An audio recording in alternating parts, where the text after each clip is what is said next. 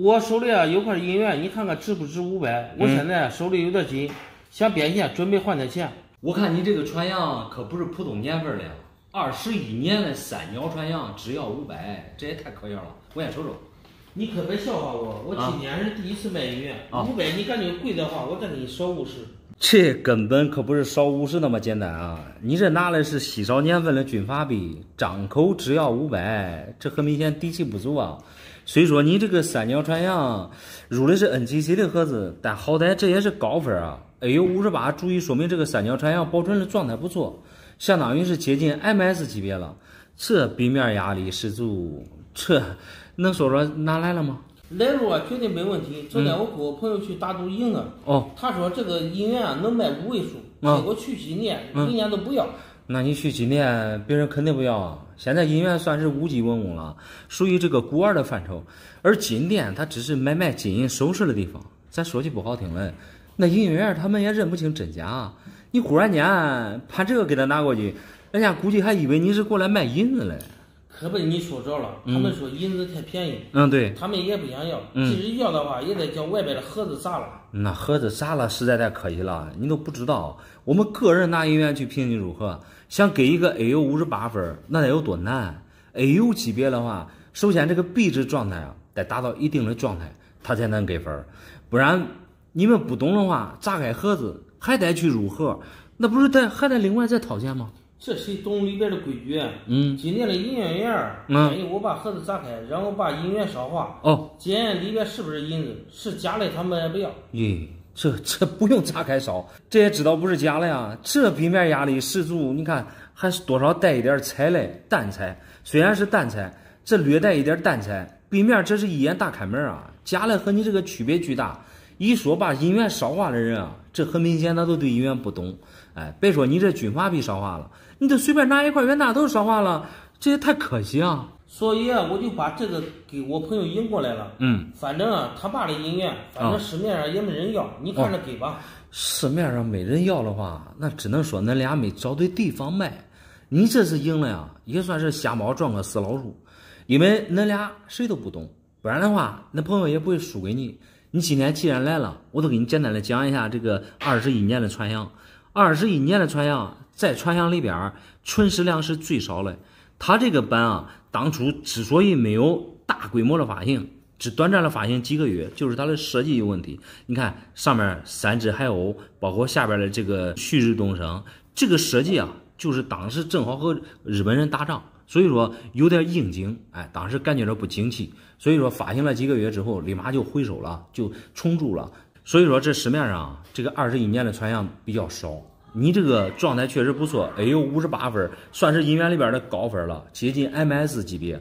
它这个21年的存世量非常非常少，个人家里边啊，几万块里边还没有一块21年的。你这个状态确实不错，我想问一下，你一个月工资多少？3000啊，3000，一个月3000的话，我给你初步的估一下啊，这个带点淡彩，加上这个 AU 的状态，你现在咋着也得弄个2-3年的工资才能买一块这个。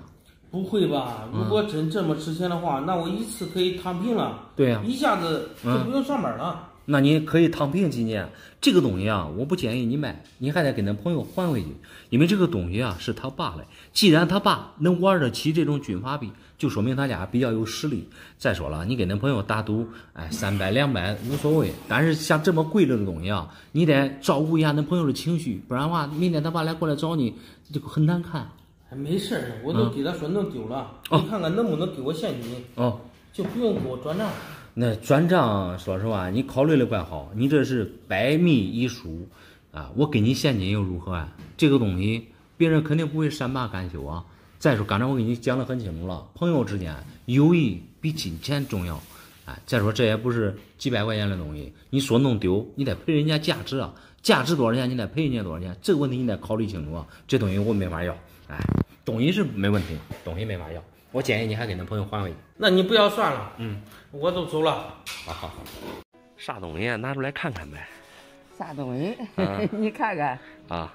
我拾的啊，拾的。你看啊，黄亮亮的黄金。咦，倒出来看看呗？谁跟你说的是黄金？谁说的？我就卖破烂啊，他们说的。啊，他们说的这是黄金。嗯，这哪是黄金？他说黄金，这我屋里就叫你看看。啊，这是等于说是实嘞，这不是黄金。要是黄金，我跟你说，得比这沉。我那是啥都有，10年8。那是嘞，你这平常拾东西比较多。嗯。哎，以前不是啥样破烂都有。那是嘞，这可不是黄金啊！我去卖破烂，他们说的你怪能拿的还是黄金呢？我叫你看看，是真的假的？啊，你的意思是收破烂的，跟你说的是黄金？嗯。那这不是黄金，这看着黄亮亮的。是的，我都说呢。嗯。看着跟个似的呀。对，这黄金。黄亮亮的是吧？对呀。你看咱那个袋装中，是嘞。贵。那是，对，那是嘞。你都倒出来，我给你看看。哎，都到我手里头中。都倒出来。哎，中好。你看这是。哎。这正袋装中嘞，我一看，名字写的黄亮亮的是啥呀？那是嘞。好看是吧？哎。黄金第一个比这沉。我去卖破烂去了，我就来看看，他们也说，咦，这黄金嘛？黄金。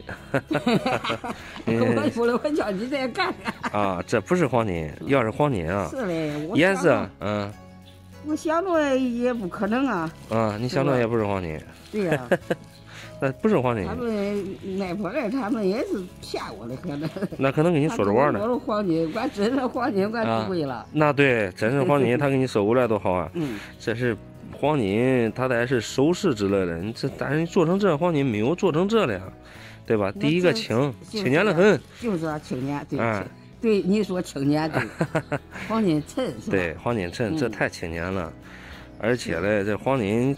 这不可能做成其他东西啊！这是看着像工艺品，对，哎，应该是拿个机器上的零件之类的，哎，所以说不是黄金，哎，你这当铜卖可以，当铜，哎，当铜可以卖啊，当铜也轻年，那没多重是吧？轻，对，哇，哎，累坏了，哇，那么多银砖。哎呀，也没多少，也就70多块。咦，70多块不少啦！这个拿过来想干啥？哎呀，我不是听说这个银价上涨了吗？哎呀，这还是我去年这个在银价最低的时候入手了。对。就是成本有300多万吧。那你这不得了，你这下来。总共76根，76根的话，一个是3000克，这家伙100多万克了，下来将近600万了。这一下子赚了将近300万。你这拿过来准备干啥了？哎呀，现在不是在深圳工作了吗？然后想在这边落户，就是想首付买个房子。准备买房子。哇，确实不赖，这一翻之间赚了将近300万了，不赖，那师傅，那你现在给我鉴定一下这个银纯不纯吧？这银板没问题啊，这你去年买的时候应该知道，它这银板是绝对没问题的。有些人感觉到它是镁板、铝板，哎，那都是能拿的，那都是不懂，这都是正码的银板，听这声音完全没问题。我也知道这个，你看这个银也变现非常快嘛。那是那对。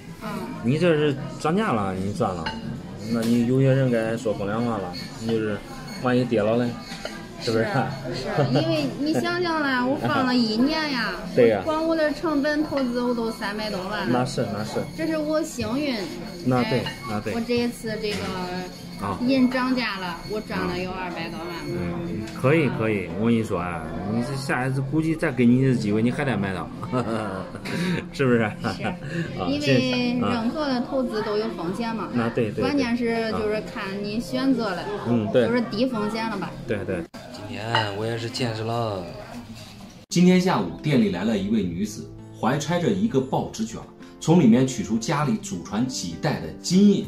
说如果不是准备去郑州买房，绝对不会轻易拿出来变卖。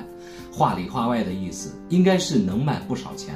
我按照行规伸出了5个手指头，女子听完立刻变得警觉起来，说我啥都不懂，还真敢蒙人。今天下午的时候，店里生意也是异常的火爆。就在大家忙碌的时候，一位30多岁的女子捂着兜子来到店里，看顾客都走了之后，女子急匆匆地来到我面前，说自己今天来就是变卖祖传金印的。说话的功夫，就从怀里掏出一个报纸卷，径直地打开，拿出金印。我接过女子的金印，简单的看看，是一个天狗的造型，呈半蹲状坐在印上。翻到金印的下面是红底繁体字，因为鄙人学问有限，具体是什么字儿也读不上来，颜色倒是发浅，尤其是狗身上有很多黑点，拿在手里也不是太重，往秤上一称，只有76克多的重量而已。原来女子拿来的金印是自己家里祖传下来的东西，据自己的父母交代，这个金印还有一定的出处，就是之前祖上在兵部任差，当时这个大印是用1斤的黄金打造的。因为过去自己祖上门庭显赫，所以传家宝一直流传至今。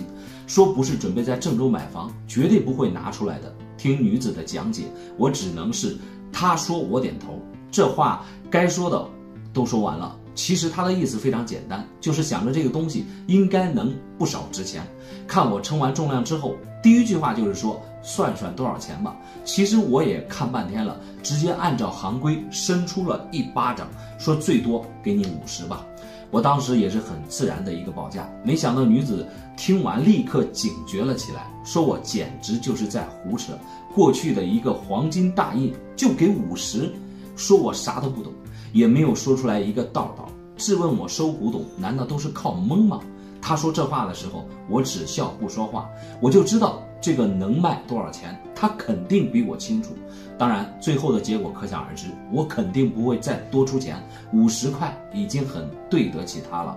说实话，这个金印不含任何黄金，颜色看上去就不对，随便拉一个不懂行的也能看出来。我真怀疑他是怎么把现代的东西往祖传几代人身上扯的。还是应了那句话，纵使你说的天花乱坠，不过代的东西咱坚决不要。大家觉得呢？没想到收二跨行业是要发财了，2000块钱压着收回来40枚熊猫金币，2斤多黄金，几十万呢。2斤多的黄金啊，确实是50多万了。2000，你按收破烂的价格收回来，不太现实。这各行如各山，钱不好挣，肉不好捡。我先看看东西啊。我刚开始也不相信能捡那么大的漏但是有时候运气好了我随便一还价，人家都卖给我了。哇塞，你这是一套熊猫金币，从1982到2022，40个，一个不多一个不少。说实话，我第一次见这么齐全的熊猫金币，光看外边的盒子这都显得非常高大上，就是不知道这里边的金币是一个什么情况。这么大个的话，恐怕得是30克一个了。奇怪的是，这上面只有年份，这没有重量含金量，这拖着重量有点轻啊。我昨天收的比较急我都没来得及称重我上网上查了大概一个30克，这40个不是刚好1200克吗？你这确实是跨行跨过来了，黄金的重量你都不称，连检验都不检验，你这怎么能确定它是黄金呢？正好我这有称，我给你简单来称一下啊。哎呀，你这只有区区的17.4啊，还是17.4，这都给一个模子刻出来了，你这很有可能不是黄金。这不是黄金，这是啥呀？我之所以没有检验，就是怕一套好好的金币，你这破坏掉几个，太可惜了。你这种想法极其不现实，黄金不检验根本就没法收。再说这熊猫金币，它也就是一个金价而已，你不懂的可能去出高价去买，真正这些东西到卖的时候也只能按当天的大盘金价算。按金价都按金价算吧。反正我这2000块钱收过来了，价也便宜，一个17.4克是吧？那40个都按700克算吧，外面合着送给你了。你这排场话说得很漂亮。刚才我给你称重的时候你这外边带了有塑料盒子，你这个40个塑料盒子恐怕也得有几十克，塑料盒子当黄金卖不行啊。另外，这外边的这盒子再漂亮，我要它没用啊。没事儿，反正你这也有秤能要的呀，你都要，不能要还是我的。反正这一堆2000块钱买回来的，剩下的都是我赚的。我跟你说实话，你这东西也就是收了便宜。如果你真按黄金重量去称的话，恐怕你这赔的是稀里哗啦。第一个，你这熊猫金币有问题，按大小来看，你这是30克的熊猫金币，重量只有17克左右，这就说明它不是黄金的材质。第二个，你看它的设计，这细看也是有问题的。你看这上面它只有年份，没有面值，因为熊猫金币上面标注的都有面值，不只有面值，而且标注了还有重量、含金量。因为是正规造币厂做出来的，在这个天坛下面标注了也有咱们国家的名号。既然材质不是黄金，包装成这个样子的话，它只能算是艺术品。你看这上面，它这还有标签，来看一看啊。你看你这标签上面写的很清楚，该套纪念章，是纪念章并没有提熊猫金币，材质为合金，合金和黄金区别很大。你看上面写的是电镀2层 AU999的黄金，是镀金。个人看你这东西不值钱。不值钱是啥意思啊？你难道说我这买假了？对，反正都是2000块钱本钱，你看看能让我挣多少钱呢？你别说挣钱了，我觉得保本都有点难。第一，材质不是黄金，那它就没有任何价值。第二，我们主要是玩民国之前的金银锭，像这种现代的艺术品我们不要。我建议你去找那些老年人问问。老年人问问？对。你这是啥意思啊？我这都是给老年人手里面买的，本来老年人手里都没钱，他们会出几万买吗？你先不要想从中挣钱了，依我看保本都是个问题。毕竟你这都是从老年人手里边买的，像这东西除了老年人玩，其他人不玩。最主要的，你这跨行跨了有点太猛。你想想，连什么是黄金你都不知道，你这都鬼使神差的给买回来了。当你卖的时候，你就知道是爷爷是奶奶了。哎，我感觉你都不识货好吧，我再找其他人看看吧。行，那你再转转。谢谢你了。没事没事。俺邻居拆房子拆出来一堆废铜烂铁，我这100块钱一个，买回来20个，你看看我这回亏不亏？我看你这都是碎银锭，这个100块钱一个买回来肯定不亏。好歹现在银子都好几块一颗了，我先看看啥的。你不赔钱我都烧高香了我找俺汉黄道上的朋友看了看，他说这是过去的锡，根本都不值钱。那如果你这一堆真是锡的话，那确实值不了几个钱，因为锡1斤才大几十块钱，你这4、5斤才几百块钱嘛。但是很遗憾那朋友看走眼了。依我看，你这都是3、5两重的碎银锭，你看大小样式不一，这外面看起来像锡发暗，这分明就是它的包浆。你看每个它的蜂窝还都不一样，一眼大开门。毫不夸张的说，你这一次捡大漏了。我也希望是捡漏跟俺朋友说这绝对是锡块因为他天天焊黄道庄经常用的都用着它。恁朋友说的太绝对了，这猛一看确实有点像锡块，因为它外边带一层灰色的包浆，尤其是你看像这种颜色深一点的，你看这和我们常见的锡块大同小异普通人认不清银锭太正常了，你把心放到肚子里，这材质绝对是银子。其实因为买这些碎银锭昨天在家我都跟俺爸妈吵了一架他们不主张我买这些东西，所以看都是假家伙。爸妈他们这都是经验之谈，毕竟你这20个也花2000块钱了，万一买假了，相当于把钱打水漂了。善意的提醒你你完全可以避开他们的锋芒。大吵一架，你太伤父母心了。虽然说你这些银锭不假，但是你该道歉还得道歉。俺爸妈还好一点回到家俺媳妇儿也是冷嘲热讽说我啥都不懂乱买非得不给俺邻居退了要跟我离婚。那你这算是惹众怒了，可见你乱买东西应该也不是1次2次了，不然不会因为这2000块钱给你闹离婚。幸好你这次运气好，如果买成锡块的话，那谁也拉不住那媳妇儿给你闹离婚你不争馒头争口气我禁止言头。如果我这些东西卖个几百万我都准备离家出走。你这想法很危险恐怕你这想法实现不了。虽然说你这银锭不假，但毕竟还达不到几百万的价值。为啥这样说吧？你像过去的金银锭越大越贵，但是越大它也越少从大小上来看，你这都是3两5两的，20个还不及一个50两重的银锭呢。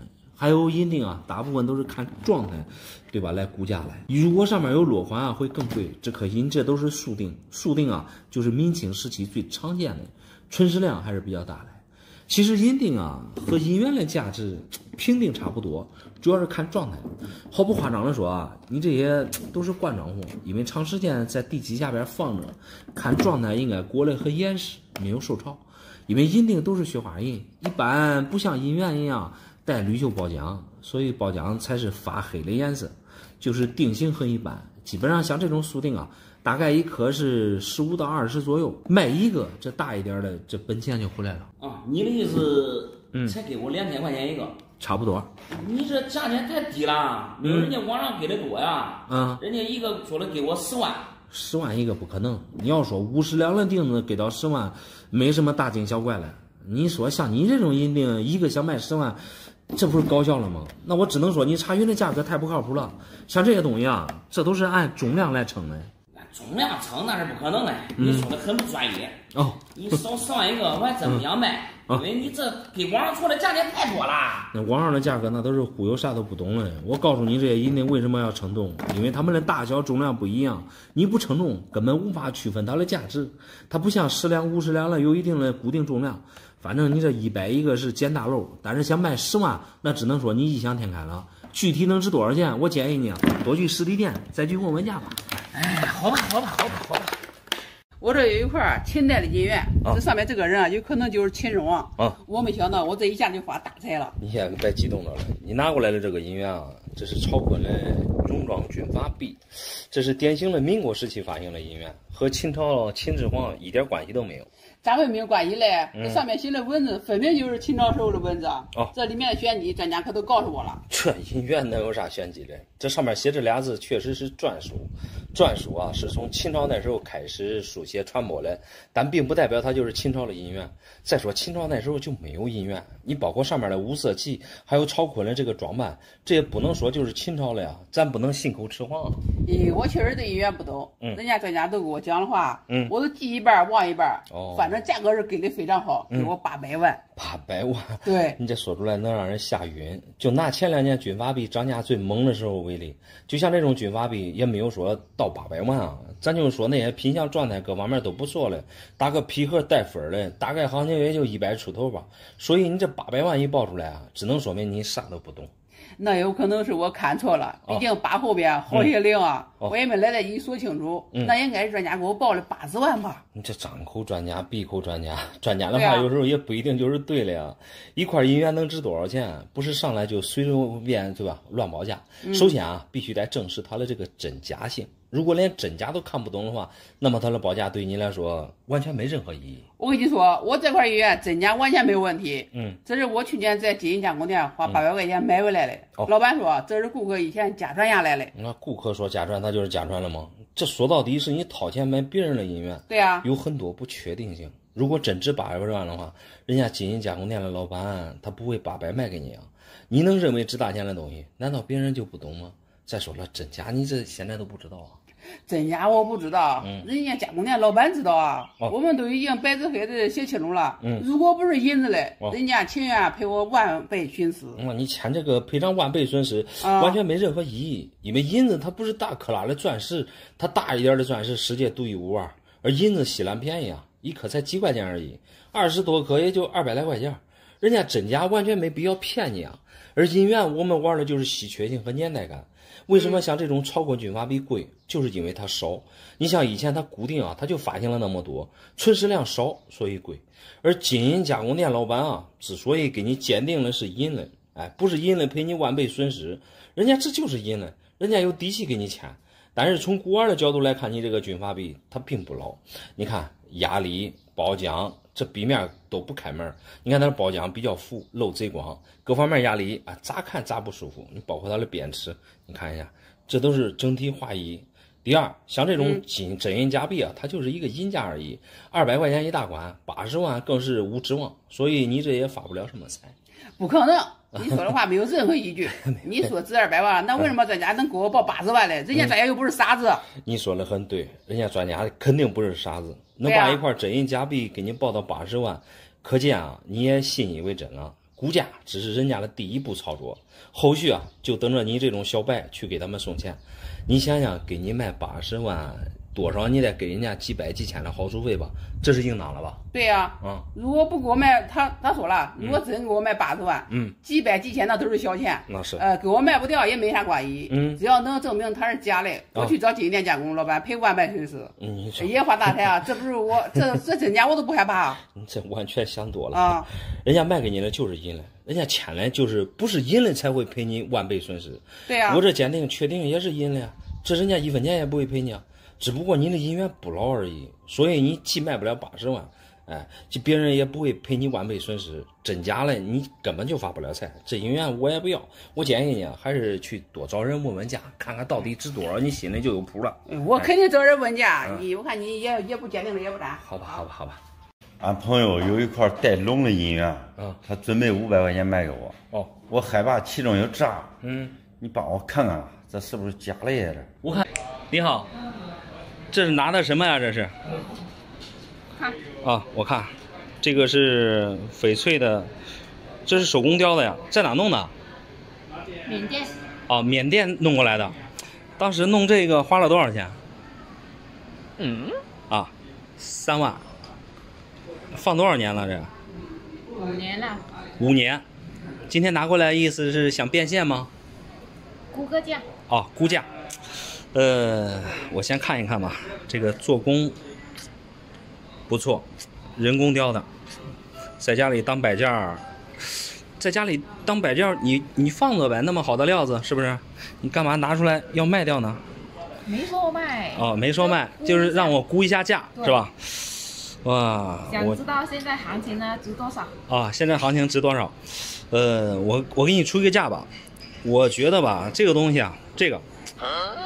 就1巴掌，对，1巴掌，就这点。银行的话，5年也不止吧？那你不能和银行比啊！这些东西，说实话，只有识货的人才来淘啊，对吧？你看我有绿，你看我当时就看了，有绿的，有黄翡的，黄翡招财呀。对呀，所以说这是一块好料子，做工也不错。你不然的话，说实话，我给你出这个料很大。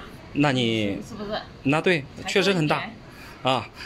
看你能不能接受吧？你说，就那么多。我说实话，给你出的也不少了。咱们开门做生意的不就是这吗？也要翻个翻吧。翻一翻。这我觉得这翻一翻有点小高啊，有点小高。你看现在的全部的都是那个牌子啊，翻了不止几番了。那没办法，这样子。我只能给你这个数，说实话，我给你的也是非常实在的价格。你感觉行你就留下，不行你还拿走，好不好？好，我再看看。行，那你再看看吧。哎呦我的妈！这是啥手术啊？黄金的呀。我知道黄金的呀，这手术咋断了？断了是一个俺媳妇儿的，我得着用钱了，然后他不让卖，我给他交了。现在确实现在黄金涨价了。对。这个428，这个428，这小票哪买？没有没有小票给他收了的。没有那你没小票的话，这不好说啊。又不假，他这给上涨了买的。假倒是不假不假你要啥小票啊？那你买的时候当时肯定便宜。买时候1万多。1万多，现在39颗。39，差不多1万6了，算几千块钱。是的呀，都不是趁着黄金涨。卖了继续用钱。这是你给他交开了，不叫他带了是吧？他不让卖，我给他交了。他不让卖，你都不卖了不得了吗？等着用钱了吗？不是。这你等着用钱。再说黄金也涨哎。我知道黄金涨，你哪在乎这1万多块钱呢？不能因为这生气啊。你1分钱别当英雄汉呐，等着用了。你叫小票拿回来吧，懂吗？这黄金又不假，你非得要小票干啥嘞？那你这个东西，它得有一个干啥事都得有一个规矩啊，你这没有小票。你看你管要不管要？他又不是假黄金。假倒是不假，我没有说他假黄金，这没有说假，真的。但是俺这需要提供一个小票，你当时买的时候肯定得有个小票。有小票给家里嘞。搁家里，那你拿过来呗。我现在咋能离这个我回去给你拿去吧？那你管要不管？不管，你就拿过来。你收个条黄金咋的磨叽？不是我收黄金磨叽，这个东西，没票，俺这没法交代，你知道吗？咋没法交代？他又不是假黄金，我都写了，你收个条黄金，你管收不管？我一直都说你这黄金不假，你叫票拿过来，我立马都给你钱，中不中？立马都给你钱。